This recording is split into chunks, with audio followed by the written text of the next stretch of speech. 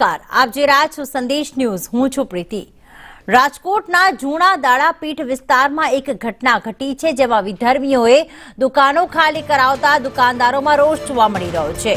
રાજકોટની આ જૂના દાડાપીઠની ઘટના કે જ્યાં 25 લોકોના ટોળાએ 3 દુકાનોના તાળા તોડ્યા. દુકાનોના તાળા તોડી સામાન રોડ પર ફેંકી દીધો. ફારૂક મુસાણી સહિતનાઓએ દુકાનો ખાલી કરાવી હતી. વકફ બોર્ડના ઓર્ડર મુજબ દુકાનો ખાલી કરાવી છે તેવું ફારૂક મુસાણીનું કહેવું છે. પોલીસ ઘટના સ્થળ પર પહોંચી છે તો વેપારીઓએ પોલીસ ફરિયાદની તજવીજ હાથ ધરી છે. આ તમામ 25 થી વધુ વિધર્મીઓ જે છે દાડાપીઠ વિસ્તારમાં પહોંચ્યા હતા.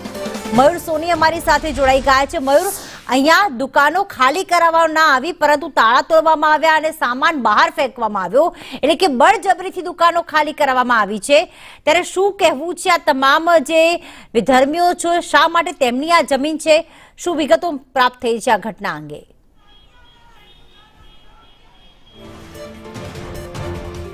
પ્રીતિ, હું તમને સૌપ્રથમ જણાવી દઉં, રાજકોટના જૂના દાણાપીઠ નો આ વિસ્તાર છે કે જ્યાં વર્ષો જૂની નવાબ મસ્જિદ આવેલી છે. મસ્જિદની નીચે અલગ અલગ 3 દુકાનો આવેલી છે.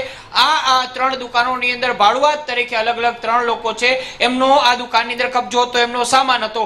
ગઈકાલે સાંજે એકાએક ફારૂકભાઈ નામના એક મુસ્લિમ વ્યક્તિ આવે છે અને તેમની પાસે વકફ બોર્ડનો ઓર્ડર હોય છે. તેમનું કહેવું છે કે વકફ બોર્ડે આદેશ આપ્યો છે કે આ 3 દુકાનદારો છે એ ભાડું નથી ભરતા અને તેમના માટે તેમની દુકાનો ખાલી કરાવવામાં આવે. દુકાનદારોને જાણ કર્યા વગર જ તેમનો સામાન છે એ દુકાનના તાળા તોડીને બહાર ફેંકી દેવામાં આવ્યો. આ પ્રકારનો આક્ષેપ છે એ ફૂલચંદભાઈ, જે ભાઈચંદભાઈ ફૂલચંદભાઈની દુકાનદારો છે એમનો, અને કનૈયાલાલ રસિકલાલ દુકાનદાર છે એમનો આક્ષેપ છે. ગઈકાલે રાતના પોલીસ મથકની અંદર 5 લોકો, ફારૂક મસાણી સહિત 5 લોકોની સામે પોલીસ ફરિયાદ દાખલ કરી દેવામાં આવી છે. આ આખો સામાન દુકાનની અંદર પડ્યો હતો, એ સામાન છે એમને બહાર ફેંકી દેવામાં આવ્યો છે. આ સામાન ઉપર આપ જોઈ શકાય છે કે આ પ્રકારનું લીલું કાર્પેટ છે તે મૂકી દેવામાં આવ્યું છે.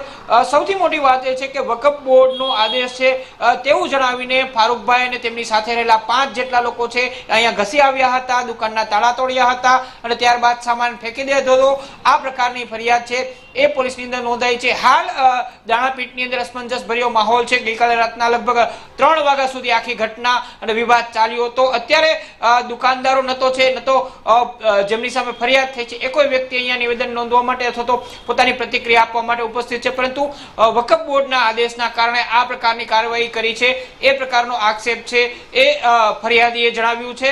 હાલ આ મામલે પોલીસ તપાસ ચલાવી રહી છે કે આખરે આખો મામલો કઈ રીતે થયો છે, આના માટે જવાબદાર કોણ છે. બિલકુલ, આભાર મયુર તમામ વિગતો માટે.